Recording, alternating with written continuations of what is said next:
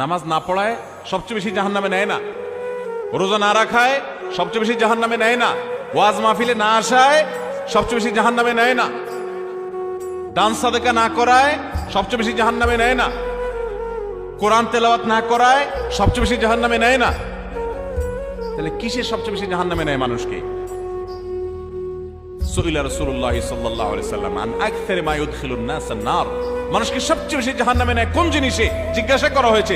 নবীজি বলেছেন দুই জিনিসে, আল ফামু ওয়াল ফারাজ, মানুষের জিহ্বা, মুখ এবং লজ্জাস্থান, এই দুইটা অঙ্গ মানুষকে সবচেয়ে বেশি জাহান্নামে নিয়ে যায়।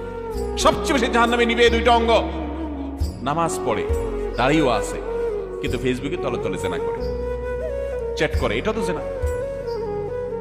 মানে সে কারোর প্রতি আসক্ত, হারাম রিলেশন হয়ে গেছে, এটা মহামারীর আকার ধারণ করে। সবচেয়ে বেশি মানুষ জাহান্নামে যাবে এই পাপের কারণে, অপরাধের কারণে।